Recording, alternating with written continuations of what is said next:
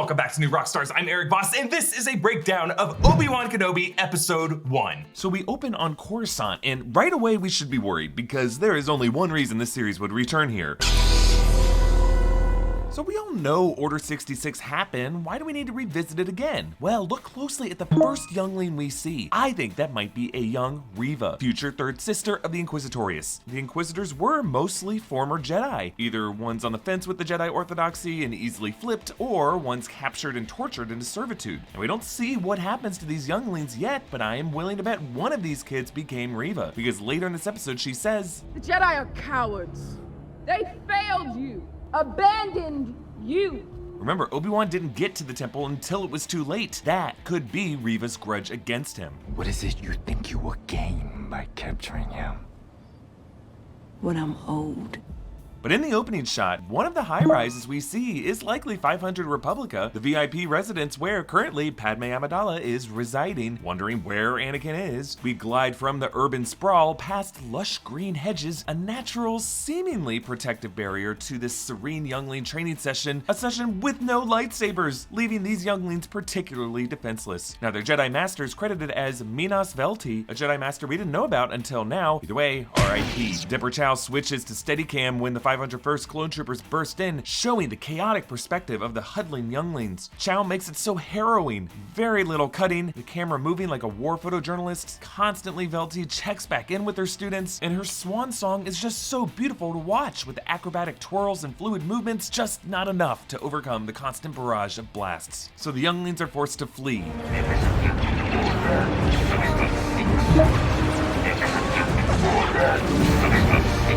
Yeah, you could hear Palpatine's voice on the speakers of the temple. The PA system, really just one plane of Execute Order 66, is enough to activate the clone troopers' inhibitor chips, but after we saw some, like Rex, resist, clearly Palpatine wants his voice on repeat now in the Jedi Temple so that there are no defections. Now, I scoured this massacre looking for Anakin, nada, and Grogu, grata, but as the fighting Jedi are gunned down, as we cut to black, you can see two green-bladed Jedis remaining fighting. That one on the right even pulls off a gnarly force push. Obviously, there's way more clone troopers in there. Maybe one of these two were able to get away. Might have even been that Jedi Master who broke free and managed to get Grogu out of the temple. The opening title card hides the shape of Obi-Wan's lightsaber in the eye. All of this blue on screen as sand, a little tease for how Obi-Wan actually buried his lightsaber in the sand. On to Mos Eisley 10 years later. Now, 10 years after Revenge of the Sith is the year 9 BBY, 9 years before the events of A New Hope. The Inquisitor's transport ship soars overhead, its shadow cutting down the street like a gaping mouth, Pac-Man style,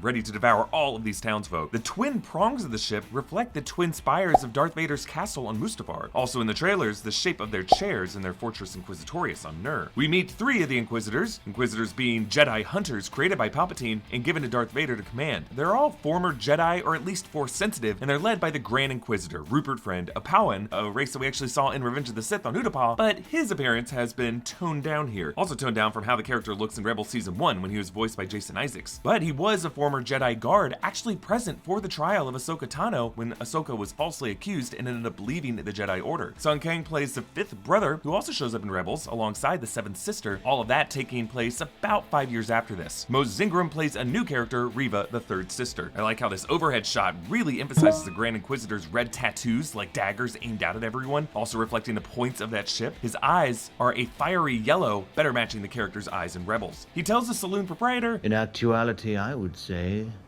the Jedi hunt themselves." The Grand Inquisitor eyes the Jedi in the corner, Nari, Benny Safdie, indicating that he might know at this point who the Jedi is in the room, but he draws it out, because the 2017 Darth Vader comics by Charles Soule show how the Grand Inquisitor sees himself as a bit of an academic. This guy was denied access to the temple archives by Jocasta Nu, so now he takes this opportunity to lecture the room on Jedi orthodoxy as a sickness. Jedi cannot help what they are. Their compassion leaves a trail. The Jedi code is like an itch. He cannot help it. We see all the evidence of a Jedi scuffle in this place from the Grand Inquisitor's Sherlockian point of view. The lightsaber burns on the wall, the bandage on the proprietor's hand from when the bandits robbed him. Now, thank you to BetterHelp for sponsoring this video. Have you been struggling lately? Maybe you're having trouble sleeping or difficulty with a relationship or just suffering from low self-esteem? If so, then today's sponsor, BetterHelp, wants to help you. BetterHelp offers licensed therapists who are trained to listen and help you. Message your therapist in a private online environment at your convenience, kind of like texting a friend on Discord. There's a broad range of expertise in BetterHelp's over 20,000 therapists network that gives you access to help that may not be available in your area. You just fill out a questionnaire to help assess your specific needs, and then you get matched with a therapist in under 48 hours. Then you schedule secure video and phone sessions, plus you can exchange unlimited messages and everything you share is completely confidential. You can request a new therapist at no additional charge anytime. Join the 2 million plus people who have taken charge of their mental health with an experienced BetterHelp therapist. Get 10% off your first month at betterhelp.com/newrockstars or click the link in the description. That's betterhelp.com/newrockstars for 10% off your first month.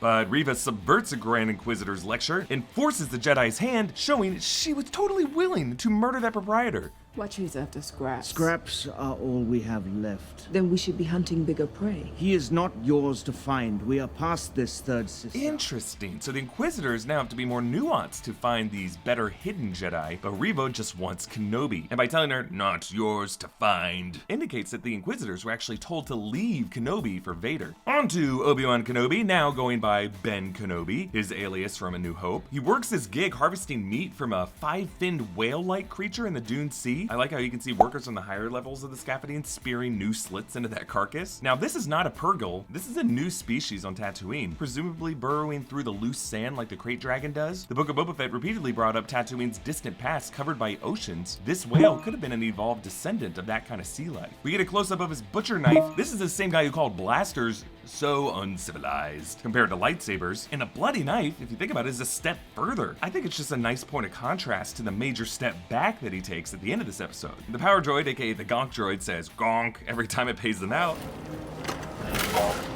I just love that. And then Ben greets his Eopie. This is the camel-like riding animal that we last saw Obi-Wan on in Revenge of the Sith when he dropped off Luke with Owen and Beru. In his cave home, Ben stirs liquid into instant stew, evoking Rey's portion bread in The Force Awakens. The Jawa Atika says she could smell Obi-Wan from Anchorhead, Anchorhead being a Tatooine town mentioned in A New Hope. Tomorrow I want you to take that R2 unit to Anchorhead and have its memory erased.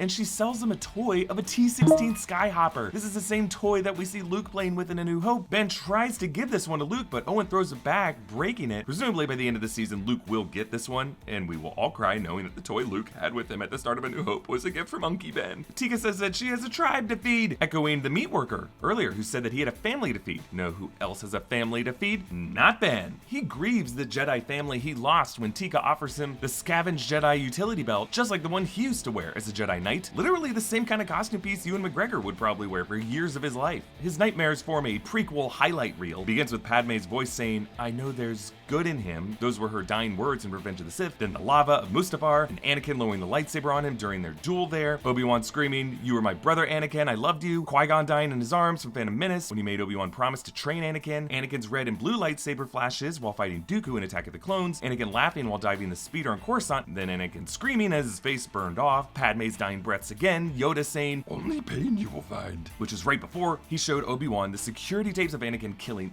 even the younglings. More dueling on Mustafar. Then Maul's killing blow to Qui-Gon. Obi-Wan having the high ground. "You were the chosen one." Then infant Luke with sounds of a baby crying. Then, "I hate you." Padme giving birth. And then Jake Lloyd Anakin in the Naboo starfighter cockpit. And it's interesting to note, Obi-Wan was not present for young Anakin in that starfighter in all of those scenes. Obi-Wan was in the Naboo palace fighting Maul at the time. So that means Obi-Wan isn't just remembering, his mind is also linking with Anakin's personal memories in his present mind. The Force is bringing them together. When Obi-Wan wakes up, he calls out, Master Qui-Gon. Master. Remember, Revenge of the Sith ended with Yoda promising to teach Obi-Wan how to commune with Qui-Gon's Force Ghost. One who has returned from the netherworld of the Force, your old master. Qui-Gon? How to commune with him, I will teach you.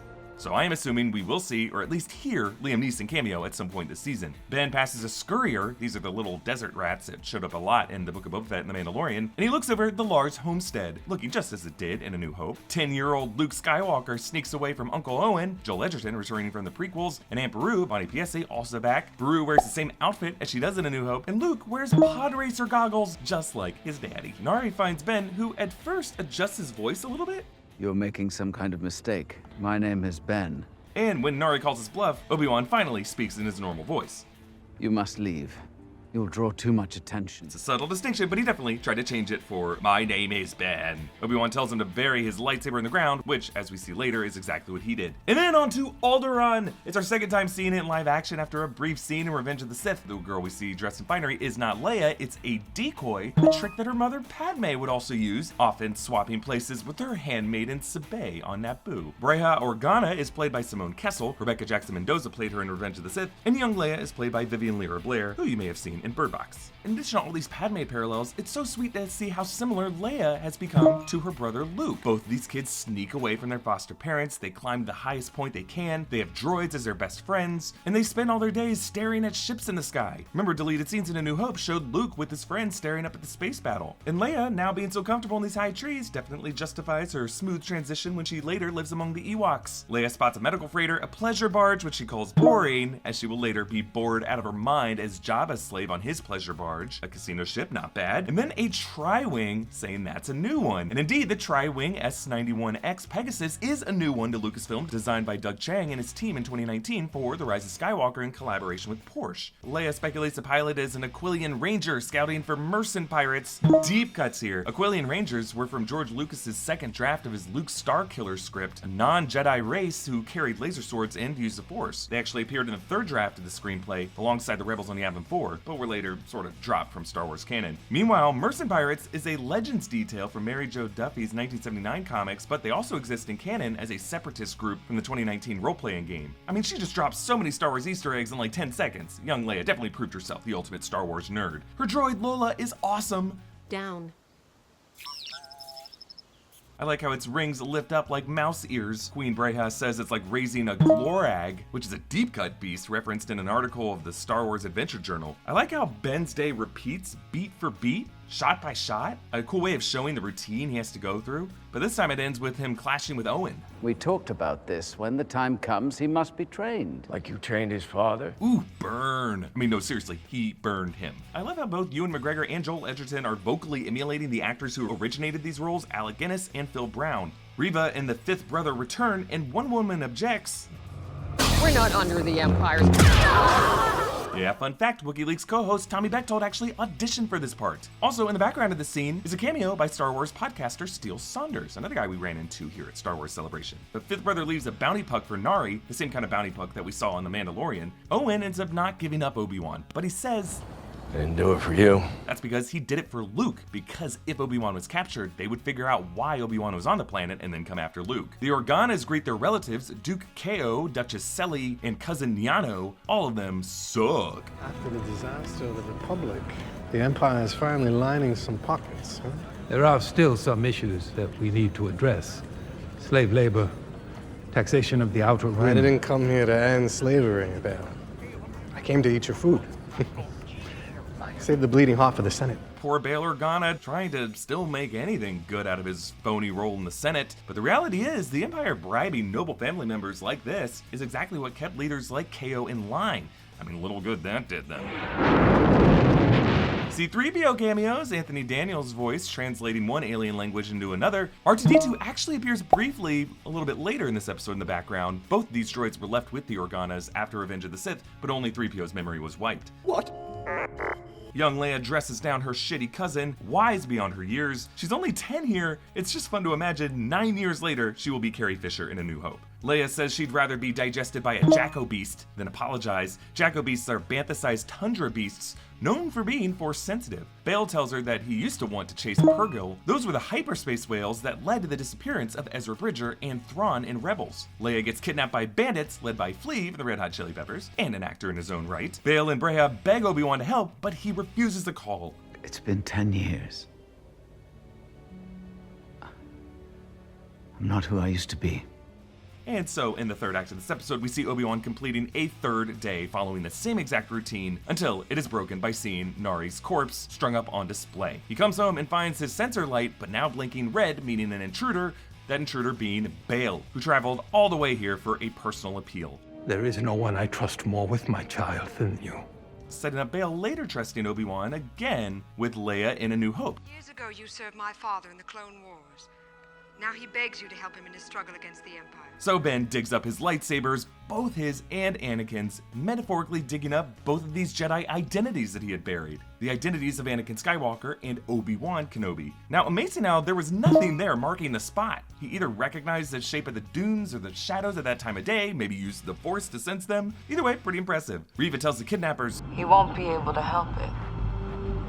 The Jedi will hunt himself." Echoing the Grand Inquisitor's wisdom from before. You can always count on a Jedi by forcing their hand to save a life. And the final shot shows Obi-Wan's lightsaber back on his hip, but my favorite detail about this, remember, when he dug it up from the box, it was caked in dust. Now it is shiny and polished, just like we saw him do every day cleaning his butcher knife. This man respects his tools, especially when he knows he's gonna have to use it again soon. And like this tool, he too has dusted himself off to get out of the dirt and onto a new world. It's such an amazing start to the 6-episode series. I'm gonna be breaking down episode 2 in a separate video coming tomorrow. So be sure to subscribe to New Rockstars, follow me on Instagram and Twitter at EA Voss, follow New Rockstars, and the best way to support New Rockstars is to check out our merch over at newrockstarsmerch.com, including a new Obi-Wan Kenobi inspired shirt design. Looks amazing, and when you get one of these, you'll get the added option to write in a custom shout out that will appear at the bottom of our Obi-Wan Kenobi after shows Wookiee leaks. So get on this. Best way to support us, newrockstarsmerch.com. And I'll see you tomorrow for my breakdown of episode 2. Thanks for watching. Bye.